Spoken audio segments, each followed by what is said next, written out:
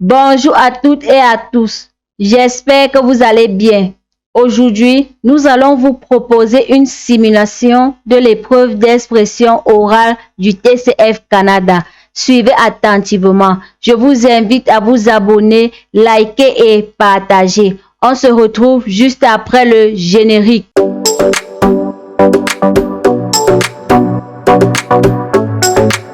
Bienvenue à l'épreuve d'expression orale du TCF Canada.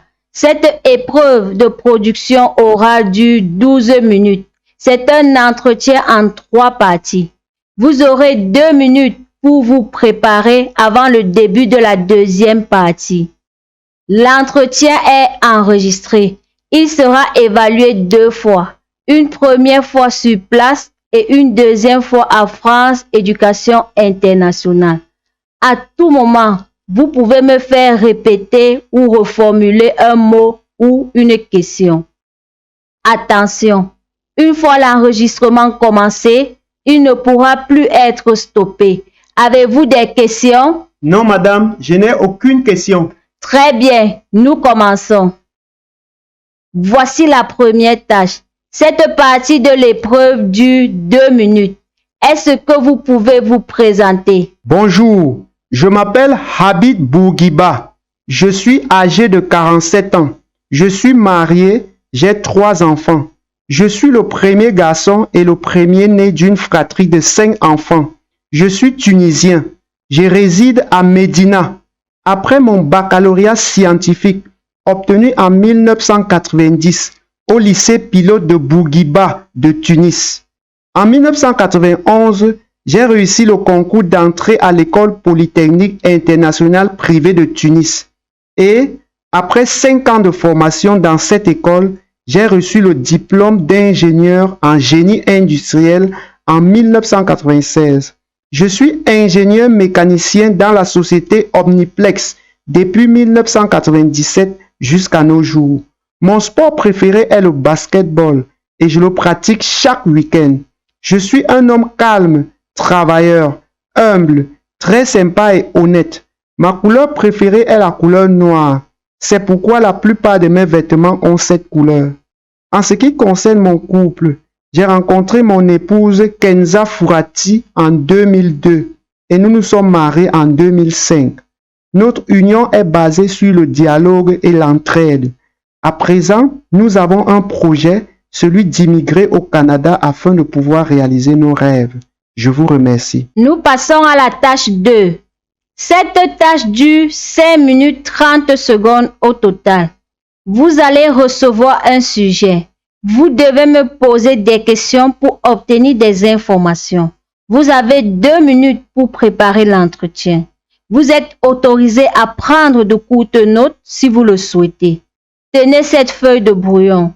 Vous ne devez pas écrire sur le sujet. C'est vous qui parlez en premier et c'est vous qui conduisez la conversation. L'entretien doit durer 3 minutes 30 secondes. Vous pouvez demander plus de précision ou faire répéter des informations. Je vous lis le sujet. Vous venez d'arriver au Canada et vous habitez pour un moment chez votre ami. Vous cherchez un appartement à louer. Vous lui posez des questions. Vous avez 2 minutes de préparation.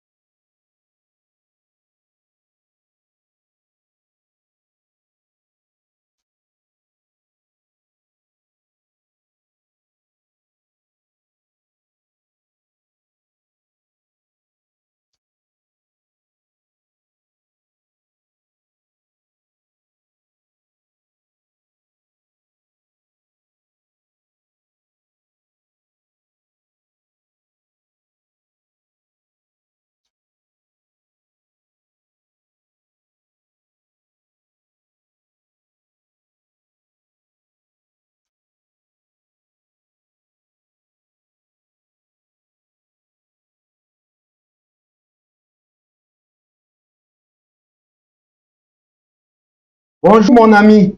Une fois de plus, merci de m'héberger pendant un moment. À présent, je voudrais me lancer à la recherche d'un appartement pour louer. Mais j'aimerais te poser quelques questions s'il te plaît. Quelle ville me conseilles-tu?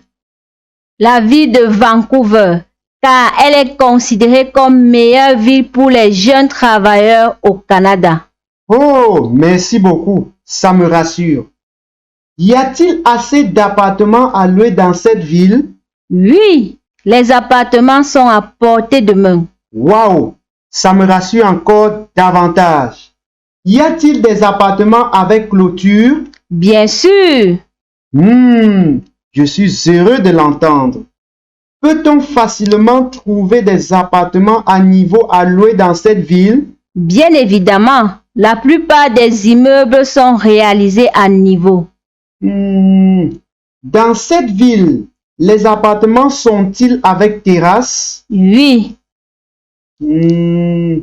Y a-t-il des écoles francophones non loin de ces appartements à louer? bien sûr, il y en a deux, à savoir l'école secondaire Jules Verne et l'école des Colibris. Oh, c'est super, car les enfants ne perdront pas assez de temps pour se rendre à l'école. Peut-on avoir quelques appartements avec parking dans cette ville? Oui, la plupart des appartements sont avec parking. Y a-t-il des espaces verts autour de quelques appartements à louer? Bien sûr, nous avons par exemple Stanley Park et Queen Elizabeth Park.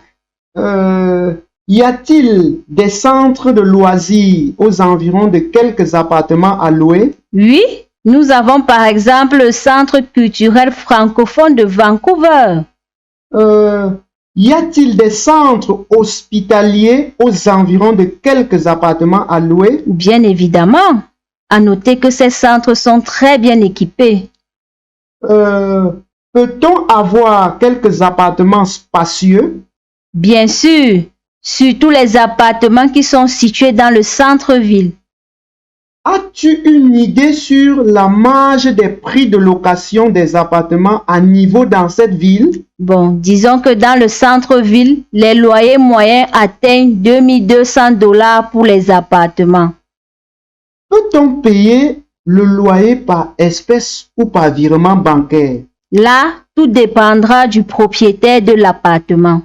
Je te remercie pour ces précieuses informations, car cela me facilitera la recherche de cet appartement. À très bientôt. Nous passons à la tâche 3. Je vais vous proposer un sujet.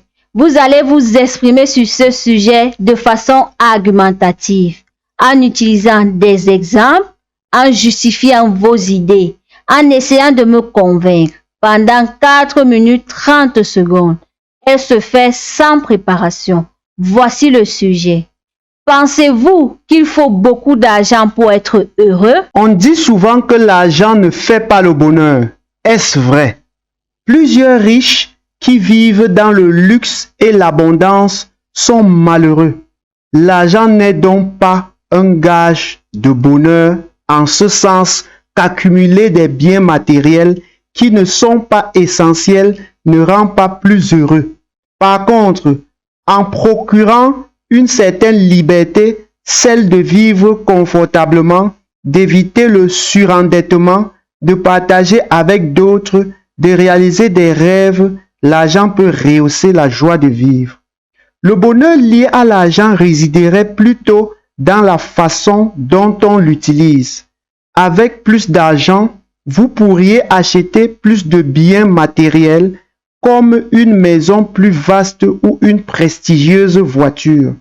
Avec de l'argent, vous pourriez vous les offrir, ce qui vous procurerait une grande satisfaction, du moins à court terme. En effet, le sentiment de joie qui accompagne de tels achats disparaît généralement assez vite. Ainsi, accumuler des biens matériels qui ne sont pas essentiels aurait un effet limité sur le bonheur durable d'une personne. Vous pourriez aussi vous offrir des expériences et réaliser des projets. Par exemple, vous pourriez voyager davantage. Ce type d'expérience peut-il rendre heureux? Après tout, un voyage, c'est si vite passé. Pourtant, bien qu'il soit éphémère, le voyage rapporte davantage de satisfaction que l'achat de biens matériels. Pourquoi? Parce qu'il permet de fabriquer des souvenirs, de partager quelque chose avec d'autres, de changer sa façon de voir la vie. Ainsi, utiliser l'argent pour faire le plein d'expériences positives, même circonscrites dans le temps, est une façon de vous rapprocher du bonheur. Donner et partager, un gage de bonheur. Tout d'abord, l'argent contribue au bonheur. C'est un moyen de vivre convenablement. Il nous permet l'achat de ce que l'on veut et de pouvoir obtenir le confort. Prenons comme exemple les riches qu'on voit généralement à la télévision, possèdent de gros bateaux, de belles voitures, vivent dans de bonnes conditions et paraissent heureux. Ensuite, l'argent permet de profiter de la vie, s'amuser, voyager, suivre les études dans les meilleures écoles et universités ici ou à l'étranger. En outre, le partage peut rendre les riches heureux car grâce à l'argent, il peut faire le bonheur d'autrui. En venant en aide aux misérables, aux orphelins, aux handicapés. Par exemple, un citoyen se sent fier et heureux lorsqu'il fait un don à une association. Cependant, comme dit le dicton, rappelons-le, l'argent ne fait pas le bonheur. Premièrement, l'argent n'achète pas les sentiments tels que l'amour ou l'amitié. On peut être heureux sans argent. Deuxièmement, la sécurité matérielle et le non-besoin du travail peut amener l'homme à la paresse. Cette dernière conduit tôt ou tard à de nombreuses maladies. Finalement, l'argent n'achète pas la vie.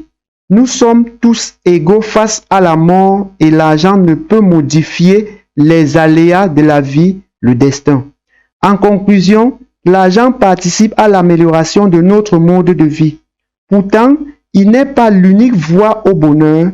Il est nécessaire de posséder de vraies valeurs et de réussir dans certains domaines tels que l'amour, l'amitié, la santé ou la famille afin de l'atteindre.